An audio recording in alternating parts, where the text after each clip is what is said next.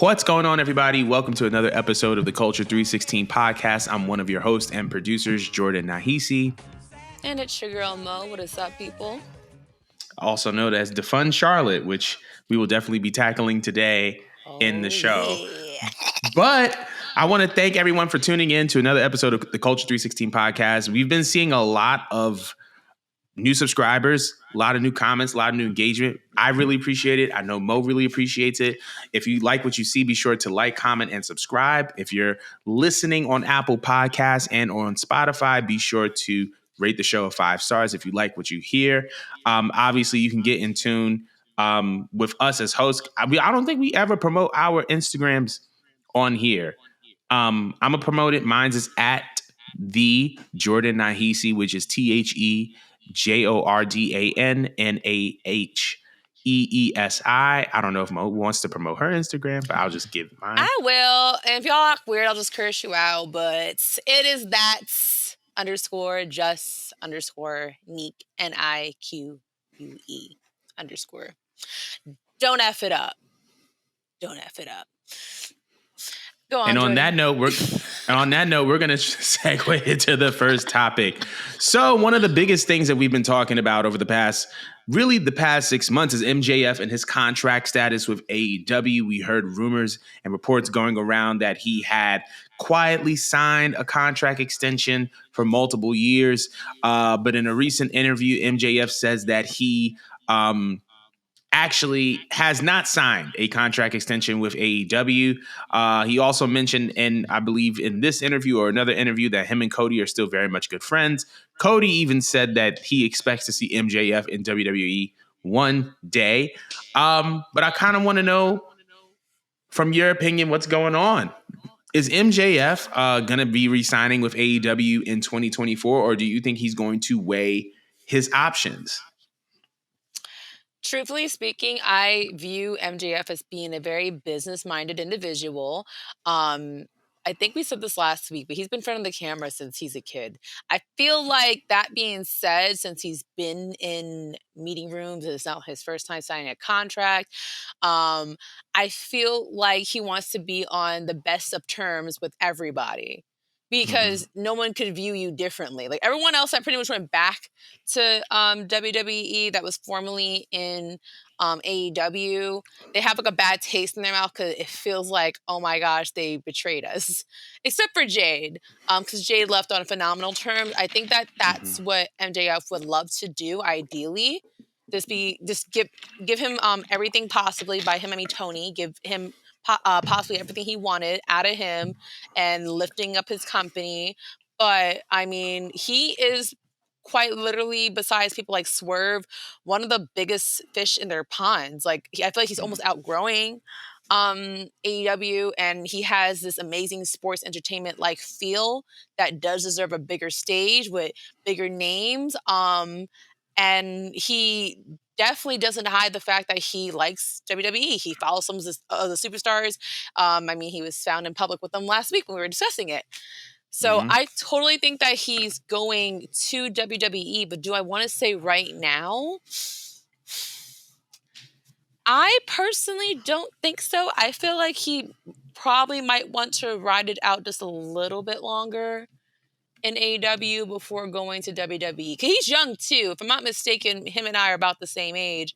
So he could afford to wait, which is the great part of like skyrocketing into stardom at such a young age. Like, you really could do what you want, long as like you choose your cards right. So I'm gonna say he's going to go, but maybe next term. What do you think? To be honest, I'm kind of torn. However, I will say that I don't think that it's completely out of reason to think that he would go to AEW. I mean, go to WWE in 2024. And the reason why I say that is this. If we're currently looking at MJF's career, he's currently, and I don't think that it is his peak, or I don't think that this is like his highest point in his career he'll ever be. But right now, his value is super duper high, right? He's been in the Iron Claw. He's the current AEW World Heavyweight Champion. He's at the top of his game. He's arguably the face of AEW. And he's been kind of given the torch by Kenny Omega, as we saw in that match on Collision. Yeah. With that being said, the value is high on MJF, which means that the bag is going to be even higher. Regardless of where he goes, he's going to be offered a really, really big bag. And I feel like if I'm MJF, I'm looking at what's what's best for business, right? Obviously, I don't want to do bad business by anybody, but we all know that WWE can offer a really, really big bag to whomever they deem worthy of it. And I also believe that it's not completely out of reason for MJF to go over there while the stock is high, because the pitch from WWE is going to be very, very clear. Like, you've done a lot by yourself. You've done a lot in AEW. You've been in movies. You've been on TV. But imagine you with our machine behind you, how many more movies you can be in, how many more television shows you can be in. MJF has made it very, very clear. He's gonna get his coin. He's going to get his bag. But in my opinion, I just think that don't count him going to WWE out right now just yet. Just based on what we've seen thus far. But that's all that I have to say about that. But let us know in the comments how you feel. Do you believe that MJF is headed to WWE in 2024? Leave a comment below. But we're moving on to Mo's favorite women's wrestler, Charlotte Flair. It has been reported that Charlotte Flair has reportedly signed a new WWE contract extension. It is rumored to be for an historic amount. We don't know what that amount is. However, we do know that she's signed a contract extension. I think presumably she is the highest paid women's star in the WWE. And this is a multi-year contract and extension. So I wanted to know, Mo, your opinions on Charlotte's multi-year contract extension with WWE, if you believe that she deserves it, and just your thoughts on this whole thing. I yet again had set Twitter off with one of my intrusive thoughts. And as the name stands on the show, defund Miss Ashley, Miss Charlotte Flair, and I'm gonna tell you why. It's the idea that, and I wanna throw in this fun fact too. The amount that Charlotte is receiving is not even the amount that Sasha Banks got when she requested. And the thing about Charlotte, I think she's a great performer, and no one is gonna take that away from her. I do, but I do believe when it comes to this company, you to be deserving of such a high pay status. When I think about like a high pay status, I think of yes, the main eventers, yes, the champions, but I'm thinking about who's putting asses in seats, who's spiking up the ratings. When I refer to like the YouTube videos too for other statistical content, I want to see who's getting the most numbers. And I don't really feel like in the last few years, maybe ever for me, and if y'all could find the video and prove me wrong, what has Charlotte Flair ever saved the ratings? When? Because like the higher paid superstars be like Brock Lesnar, and it was John Cena for the longest or whatever, and like these were people that, again, like regardless how you felt about them, when they was on screen, you got the biggest crowd pop or boost, depending on what it was, but the ratings was up. And Charlotte doesn't give that. She never gave that. I think the last time I personally cared when she was on TV was her feud with Becky, because, the lines are blurred. And then I feel like even when she returns, it's a semi-pop, but it's not like a big, giant welcome pop like we would get with Sasha Banks. You know what I mean? When it comes to Charlotte, again, she don't do nothing different or new or bring a lot to the table outside the fact that, yeah, she just wrestles good. I've been hearing the same tired-ass lame promos for how many years, since 2013. She's still doing her daddy's old tired-ass shtick with the rope. Burn it, babe. Burn it. And it's just, no, don't you make that look, Jordan. It's just, she does not elevate those around her and add something. She didn't even bring us a new faction or something. Like, Bailey has done that. Bailey has actually done that. And I find it very ironic that they released that report and then they sneak in about Bailey's loss record and how many people she put over. And then, boom, I'm on Twitter today and I'm seeing a report about Bailey signed a new multi-year deal. And I'm like thinking, notice how they're not disclosing her numbers. Like, she's always getting the shortest end of the stick out of all the four horsewomen. Always, always, always, always. That woman don't complain. That woman does her job. She has transformed her character more than once. Actually, I'm thinking, like probably like 2 to 3 times, maybe 4. Yeah, 2, 3 Bailey has times. actually she has transformed her character. She has gave us a new faction. She's responsible for so many like pipeline of storylines that happen, all because she went heel. I mean, she gave us that brilliant fucking era during the pandemic where we got to see double champions and stuff like that. She gave Asuka one of the coolest like main roster like runs and like TV time. I don't know. I just feel like someone like Bailey is more deserving because she's a workhorse, and I have seen Bailey actually like get the ratings up. Or even Rebecca. I was shaming Rebecca not too long ago. I was getting on Rebecca's ass like a couple months ago because of NXT and how mad I was about that. But now when I look at the overall grand scheme of things, similar to Bailey, she does her job. She might have complained here and there, but like she spikes the ratings. When the belt is on her, people care, people pay attention. She raised the ratings at NXT. She brought eyes over to NXT. I mean, hell, she put on a classic with freaking Trish Stratus and got her off her yoga mat. Like, how are those two? Yoga mat. Yes. Got her off the goddamn yoga mat and all those aerobic videos she be putting out and shit. Okay. How the hell did Charlotte supersede both of these people? Like, again, you can't take away the value of her wrestling, but I don't think she's really that girl, and she's not as deserving. I would actually arguably put ahead Becky, Bailey, even Bianca with all the work that she's done since like WrestleMania 36, 37? Was it 37? Yes, since then, 37. The amount of work that Bianca has done, I feel like that surpasses all the stuff that Charlotte has done, and she actually helped bring ratings. But I want to hear your rant, not your rant. I want to hear your take on this, Jordan, as I am very frustrated, and I'm ready to defund Ashley. Well, I don't really have a rant because I don't really have anything that's going to contrast anything you said. I feel like this is I know why Charlotte got this bag. You know who signed with AEW on November 2nd?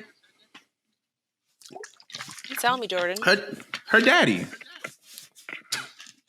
That's why she got the largest contract extension of any woman in WWE. Her husband's over there. Her father's over there. If you let the contract expire, and we know Tony isn't scared to spend a bag. That's the reason why she got that money. I mean, we could sit up here and we could talk about the resume of Charlotte. We could talk about the wrestling ability. We could talk about her promos. We could talk about what she's done, what she hasn't done. But ultimately, this is a business. And if you're not making money from me, I don't want you to make money for them. I'd rather you be on my team than be against me. Or I'd rather you make money for me or not be making money at all than making money for my competition. I think that's what it really boils down to, right? And like you said, I feel like based off of, I was actually going to say based off of where Charlotte is in her career, right? Because you think about it, when they debuted this women's revolution, it was what, 2014? So we're talking about what, as of this year, 10 years ago? Yep. Signing Charlotte to a large contract extension in year 10 of her professional career, probably year 12, year 13 of her professional career, if you're including the work she did at NXT, is similar to giving a large contract extension to somebody like a Damian Lillard or a Kevin Durant in the NBA. These are guys that are established, that have gotten their wins. But if you're a company focusing on youth, you're probably going to lean more towards signing younger talent than you are trying to sign established names. But I feel like in this case with Charlotte, it's just one of those things where WWE is like, listen, she has all of the reasons in the world to go to AEW now, right? If you asked me this a year ago, probably, maybe not. But now her father's over there. Now Andrade is over there, and it looks like Andrade has been getting a lot more screen time, especially with the Continental Classic. So there's no real reason for him to leave. So there was reason for her to jump ship, and I just didn't. I just think that WWE just did not want her to jump ship, and that is the reason why she got this multi-year extension. But while we're on the subject of contracts, because as we were talking about Charlotte and her multi-year extension, there has been a lot of rumors circulating about a potential and alleged return of Sasha Banks to WWE.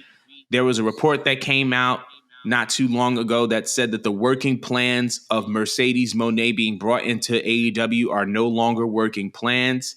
And that not only has it been reported and rumored and speculated that Sasha is nearing a WWE return, but her asking price is exceeding that of Charlotte's contract extension. And I wanted to know your opinion on that. I'm so sorry. I was just reading some crazy news that just yeah. Repeat your question just one more time for me. I was just saying that Sasha, I mean, it's been rumored that Sasha is nearing or is interested in a WWE return, and that her asking price is exceeding that of Charlotte's of her salary, of her contract extension. And I kind of wanted to know how you felt about a potential Sasha Banks return to WWE and, requesting more money than Charlotte. Sasha Banks getting more money than Charlotte to me makes a lot more sense, just because she ticks off all the boxes. She ticks off all the boxes that I mentioned prior. Sasha just gets it. She gets the business, and I feel like she is an asset, and she was born and destined for this business. Every time she has ever came back, whether it's because it was staged or it was like for an actual injury or whatnot, she gets like the biggest, craziest pops. The biggest, craziest pops. I watched that woman spike the ratings. I watched that woman put on classics. I watched that woman make the title feel important. I feel like the only time I actually truly cared about those tag team titles was when she had part of the ownership. Mm-hmm. I feel like she elevates everybody around her. I feel like she has given her blood, sweat, and tears. She has sat in the front. She has sat in the back. And she still managed to like help everyone around her. So I feel like, considering everything else that has transpired, and it's really hard to walk away from WWE and still like fly. A lot of people, they almost depreciate when they leave WWE because like it just don't stick what they're doing. Mm-hmm. But she managed to like still maintain like the attention of the fans wherever she goes. She's barely on social media, but the second she posted something, anything, everyone's like, what is she doing? Where is she at? You know what I mean? She's definitely helped out Japan over there. But I feel like when it comes to Miss Sasha, wherever she goes, she's going to probably bring out the best in any women's division, whether she goes to AEW, whether she remains in Japan, or whether she comes back to WWE. Like, again, I just feel like she's a valuable asset. And I really do feel like if she does come back, it only makes sense to reward her with the highest salary, the highest pay, especially if, someone like Tony Khan wants to steal her from, from beneath your feet. So honestly, I'm with it. If they do, and I feel like it makes a lot of sense, but I do think that it's petty kind of hearing that, she asked for a certain amount before she came back. They said no to it, and they're giving Charlotte whatever. I don't know like how to really feel about that. Do you have any takes on this? My biggest take is that Sasha Banks deserves the money that Charlotte Flair is getting and more. Because anytime we've talked about Mercedes Moné / Sasha Banks in the past 18 months, it's about the results and the success that she's been able to yield within and outside of WWE. I was looking up some articles. Sasha Banks, when in WWE, was a top merchandise seller. When Sasha Banks was in WWE, the ratings went up. When Sasha Banks was in WWE, wrestling fans were considering her one of the best wrestlers in the company, not just superstars, but wrestlers in the company. And on top of that, she provided a bunch of exposure for WWE. When you have someone like that, you pay them whatever they want. This is someone who has the reputation inside the ring and outside the ring. And I believe that she's worth every single penny that she's asking for.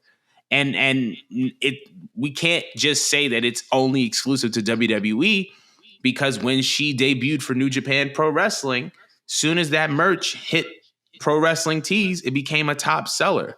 She has a crossover appeal that is second to none, and she is extremely successful, and she's extremely valuable to whatever company that she's going to. So if she's asking for Charlotte Flair money or more, she's worth it. Point blank, period. But I want to know how you guys feel about it. Let us know in the comments below about Sasha Banks returning to WWE allegedly, potentially, and the contract she's asking for.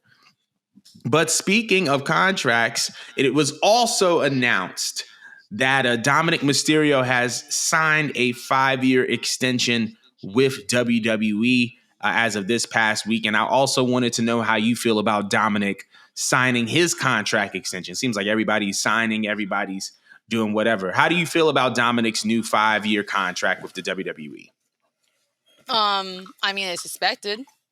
He's someone who's like, he's going to be grown into the company. He's not going to go anywhere, especially with how WWE has treated his father. It would be so weird for him to go anywhere else.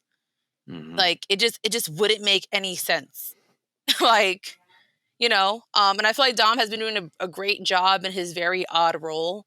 Just an odd role being booed out the building, but like it just works.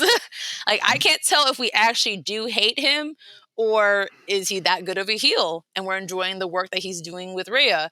I don't know, but he's young. And there's a lot to do with him. There's a lot of molding that you could do with Dominic even after Judgment Day concludes.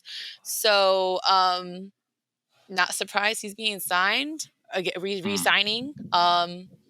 Is great for him. I feel like he has a lot to get out of WWE, and I don't see why, again, considering how much WWE respects Rey Mysterio, that they would ever place Dominic to be in a position where he's ever at a loss, or he can't even he can't be within range of an opportunity. So yeah, good for Dom. What do you think about it? I think it's well deserved. I think that one of the things that we talked about is Dominic's growth and his ability to kind of grow into his role in the Judgment Day. And I feel like he's done a great job of making himself distinct from his father. Obviously, one of the things we were kind of talking about was potentially him wearing the mask and, doing all the Rey Mysterio things. But I feel like he has intentionally put himself in a position where he can be Dominic, not Rey Mysterio's son. And I think that he's done a great job for himself, regardless of if we genuinely hate him or if it's just his role is just so good and his character is so good. The fact of the matter is that it works. He gets heat. And that's the entire objective of a heel, is to get heat and to be hated. And the fact that there's over people in the Judgment Day, like people cheer for Rhea Ripley and they boo Dominic Mysterio in the same breath. So to see that kind of happening in real time, I think is a reflection of Dominic and his growth in WWE. So I'm excited about him and his new contract. But y'all can let us know how you guys feel about this Dominic Mysterio 5-year contract extension. But we are moving on. So we talked, and this is just a little briefly, we kind of talked about a couple weeks ago, we talked about how WWE and the Big 12 were doing like their little partnership thing Before that, we talked about how WWE and the NFL had the legacy belts, right? The legacy belts, all 32 teams have their own belts. Now, the WWE is partnering with the NHL the same way that it was doing on the NFL, in the sense that they are, what's the word? They are producing legacy belts for every single team. So now every single team in the NHL, which is the National Hockey League, now has their own WWE collaboration belt. I want to know how you feel about this and how you feel this will help WWE kind of extend its reach into the crossover marketplace. It's pretty cool and it's interesting. Like now I'm wondering, are they gonna try to do this in every single sport? Like they gonna go for like soccer next? You know, they're gonna go for basketball next? Because that's pretty cool. And that's like something that I mean, I don't understand business all that much sometimes, but I think that like, that's actually like such an interesting way that I at least never witnessed before someone kind of what is the word for even this? Like, how do you even categorize this? There has to be like a business terminology for crossing over your own sport with other sports. But I never seen that tactic before to promote and maintain your business. Cause it's just like regardless of what happens with WWE, like I'm pretty sure like it's like you kind of are sharing stocks or you're raising stocks Yeah. elsewhere by crossing over with different brands. I'm actually really fascinated. I didn't even know you could do such a thing. Like I knew that they were doing something with football or with Right. MMA because duh, we had some wrestlers that were football players and they it's not like the first time WWE has ever entertained the idea of like doing something that doing something with football or you know, with MMA, again, we have wrestlers that do MMA, but the idea that Mm-hmm. they are going over to hockey is so random to me that I'm like, okay, like, what are you doing here? I don't know what you're doing here, but I feel like business wise, it's kind of goes off. I don't watch hockey, can't tell you a damn thing about it, but I think it's pretty cool. What do you think about it? I think it's great. This is a classic form of cross promotion, right? Like I feel like in a day and age where sports is kind of everywhere, I think we kind of see it in different sports already, right? I feel like there was a point in time where like the NBA did like a Larry O'Brien trophy world tour, and there were times where like they would go around the country with the NBA Finals trophy, and they would take pictures next to the Stanley Cup, and it's like these are two things that wouldn't normally collide, but they do. But ultimately, it's I feel like this is a matter of I feel like this WWE and NHL partnership is a matter of getting in where you fit in the sense of like when you think of wrestling, what do you think of? You think of championship belts. And championship belts are something that can be applied to so many different industries and in so many different ways that it's like, why not collaborate with the NHL? Why not collaborate with the NFL? Because it's something that a team can use and utilize and promote that's so distinct to the WWE that if that item were to be promoted alongside the team, WWE in nature would be promoted as well. So I think it's just a really, really smart cross promotional tactic. And I think that, you know, we saw with the NFL, we saw with the NHL, obviously WWE and the Big 12 have a partnership in which the winner gets like their own little championship belt. I wouldn't be surprised if the NBA is next because once again, I feel like a lot of these sports share the same target demographic. So why not go after that target demographic and super serve them? But that's all I really got to say about the WWE NHL partnership. Let us know in the comments below how you feel about these belts. On to some more heartwarming yet sombering news. So, in a recent interview, Mike Rotunda revealed that WWE has signed Bray Wyatt to a Legends contract, but through that Legends contract, um, all of the proceeds will go to Bray Wyatt's family. Um, so all the merchandise sales, all of that will go to Bray Wyatt's family. Now, obviously, Bray unfortunately passed away earlier this year. We've also talked about the potential of him being inducted into the WWE Hall of Fame. But I just find this to be very, very heartwarming. But I just wanted to know what your opinion of this was as far as Bray Wyatt being signed to a Legends contract. I mean, it's very much deserved. It's so unfortunate. His death always makes me feel uncomfortable because, like, I don't think sometimes I fully, like, came to terms with the fact that he died because it was so sudden. It almost felt so Yeah. random. He was so young, such a talented man, and unfortunately, another thing that, like, comes with this is, as a wife, you don't plan for these things, all right? You understand that Yeah. your husband's doing a crazy behind sport, and you think that of the possibilities is that he's just gonna get injured on the job. He might have to retire a little bit early. But I could imagine being a wife, you're kind of expecting that your husband is going to pay for more of the bills, and I don't know what his Mhm. wife does for work. I know nothing about that, but I could imagine that while having mouths to feed, does anyone know what JoJo does at this point? Does I don't anyone? know. I don't know what she does at this moment. She may have just, I mean, she Yeah, may have just decided to just be a stay at home, which is totally fine. But yeah. yeah, I don't know what she does for a job anymore. Yeah. Okay. Yeah. No, I really didn't know if she had any attachments to WWE at all. Like, I don't know if they did Yeah. might have thrown her something, or that last time I checked, she did like the ring announcing thing, then that stopped. So I don't know if she gets anything out of doing that. But I could Right. imagine that having, like, what, 2 or 3 kids they have total. That's just a lot. Like, I To have deal with. Yeah. friends. Mhm. I know people that are single moms and they're struggling with one kid. I can only imagine what it's like having three mouths to feed while you're still trying to process this grief. Like, you don't get a moment to shut your eyes or relax. And I'm sure she probably has helpful families and friends, but of course she is going to need that financial help in the long term. So I think this is very wonderful and humble of WWE to do to help JoJo and the family out. Um, just because, man, it's just such an unfortunate thing. It's not like you just lost your husband. It's just like, damn, now I literally have to be mommy and daddy, and I got to give my kids the best possible life with a smile on my face. I got to stay strong for Hmm. them. Like, the least y'all could do is help JoJo out. Right. So I love this idea. I think this is a beautiful concept. So thank you, WWE, for doing that. I'm surprised at them actually for doing such a thing. But what do you think about it? I'm not gonna lie. I am not surprised. One of the things that a lot of people in the company, especially over the past 6 months, have been saying is the change in the morale, and a lot of that being linked to, you know, Triple H's experience.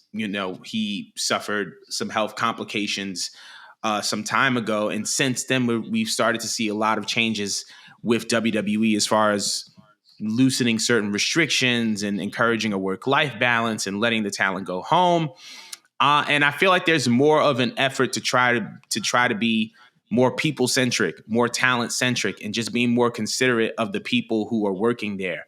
Um, with that being said, I think that this is fantastic. I think it's phenomenal. I'm so glad that they did this because, like you said, I don't know what JoJo does for a living. Obviously, she was a great ring announcer. She was a great talent when she worked for WWE. But Bray Wyatt has left such an indelible mark on WWE, and he impacted so many lives. And I feel like for WWE to just be like, listen, we got the family. This is what we're gonna do, and this is how we're gonna do it. I think it just speaks volumes as to how far WWE has come as a company and just what they're standing on now.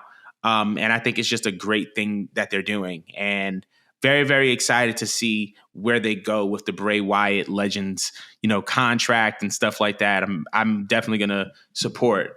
But I also have to say this. I have to give a hats off to AEW, because when they did that for Luke Harper, Brody Lee, I think that was kind of the standard as far as treating, taking care of like wrestlers' families who may have encountered some hard times or had someone who passed away.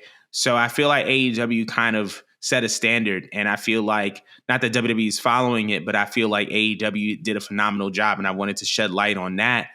Um, yeah, but I want to know how everyone else feels about the Bray Wyatt signing a Legends contract with WWE and having all of the proceeds go to his family. Once again, rest in peace, Bray Wyatt. Um, But we're going to go on to the next and the final topic of the night. So, there were a lot of talents that were released in the mid to late September. And for those of you who know or may not know, everyone has a 90-day non-compete clause. And so as of December 21st, the talents that were released in September, all of those talents are now able to take and accept bookings again. So I'm going to read off the names of all of those releases. So we have Mustafa Ali, we have Rick Boogs, Dolph Ziggler, Riddick Moss, Emma, Aaliyah, Elias, Top Dollar, Dana Brooke, Massey, Mansoor, Quincy Elliott, Shanky, Daba Kato, Daniel MacArthur, Alexis Gray, Brooklyn Barlow, Matt Riddle.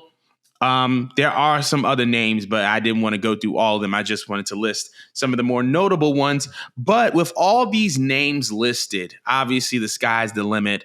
Wanted to know which I guess former WWE superstar are you excited to see outside of WWE?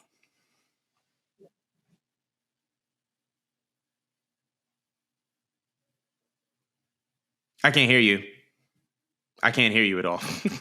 Oh, my bad. I muted myself earlier. You're good.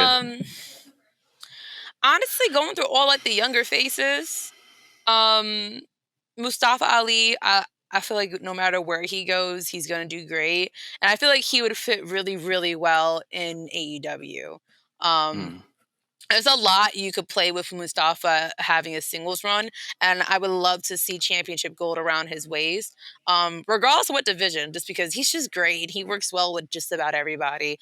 For other younger talent that I would love to see on this list, not so much people that I'm excited to see that's on the younger side, but Matt Riddle, I feel like in spite of the way I feel about him and how most WWE fans feel about Matt Riddle, he's a phenomenal performer, unfortunately, I guess. So I could also see Tony Khan for some odd reason just trying to tiptoe around all the stuff that's transpired and signing him. But I could also see him getting on the indies and doing well on the indies just because, I mean, some people genuinely don't give a crap about morale, and if you're just that good, they'll take it. And That's again, a fact. Matt Riddle has put on some fucking classics. Again, fortunately and unfortunately. Now, up to the older names that I care to see, I'm gonna have to say Dolph Ziggler and Shelton Benjamin. Just because, man, Dolph is like wine. He quite literally just gets better with time, and he still looks phenomenal for his age. He's one of those guys where like he's just like chill being there. He's just gonna do whatever role you give him and do it really fucking well and make whoever he's working with look phenomenal. So I feel like you could play around with Dolph and get something out of him before he ever decides to hang it up, because he's not old, but he's at an age where he really could kind of he's conditioned enough to keep going and have great matches with the younger guys. But he's also at an age where, like, if he wants to just like mentor, for crying out loud, because he's so good. He's good at the mic work. He's great at the selling. He's great at the wrestling and stuff like that. You could do a lot with him. It'd be actually interesting to see him in somewhat of a backstage mentoring role. And I feel similar towards Shelton Benjamin. He was one of my favorite black wrestlers growing up, and I felt like he had a lot to give to WWE. We saw how he worked singles, we saw how he worked in a faction, and clearly my man still got it. I actually would love to see him in a faction over in AEW if they do something with him. Just because, I mean, he's just great, man. He's just great, and I just feel like him being released at the height of what he was doing is just robbery that needs to be reprimanded. But I need to know how you feel about it, Jordan. So for starters, Matt Riddle just got signed to MLW today. So that's a thing. As far as the others, I think my biggest two, not so much as Shelton, even though I would love to see Shelton in a New Japan or an AEW. My big two are Mustafa Ali as well as Dolph Ziggler. Um, I think that Ali is about to go crazy. I think that he's gonna just like hop around, maybe do a little bit of AEW. I would love to see him in Impact. I would love to see him versus I would love to see Ali versus Josh Alexander. I would love to see him versus Alex Shelley, Chris Sabin, Trey Miguel, all of those X Division guys. He would put up some amazing matches against. So I would love to see him in Impact Wrestling or TNA as they are rebranding. Dolph Ziggler is another one. His little brother is in AEW at the moment, so I would love to see him kind of tag along with him, maybe do some valet or some manager work, as well as wrestle some matches because I feel like he can match up against a lot of guys really, really well. I would love to see him versus Jay White. I think that would be a great, great, great, great match. I would love to see Shelton Benjamin as well, but I feel like I would like to see him more in like a backstage / producer role more than anything. But to be honest, like I really think that out of all of these releases, I think that Ali is going to be the one that stands out this time next year. I think that he's gonna be one of those guys that's just going to be everywhere doing everything, and he's going to be going crazy. And I really hope so. That like Ali is such a pure soul, and he's such a great person. He's always doing his best to speak up against oppression and oppression and all these and the social injustices. And I just really want to see Ali win. I really want to see him win. So big shout I out could to see some him. brown representation over there in AEW. Like the same way they're Absolutely, doing that with MJF, I could totally see them doing way more. Cause like I think you mentioned it before on the show about Ali's purpose. I'm not sure if you quoted Paul Heyman or Paul Heyman. Yeah, somebody. yeah. Yeah, like how he matters not so much because he's gonna be that guy now, but like he's like the uh, predecessor for or the He's the he disruptor. yeah, there you go. There you go. Can't think right now. But like he's like setting the pace for the reason why any brown person afterward could get camera time and possibly be a champion.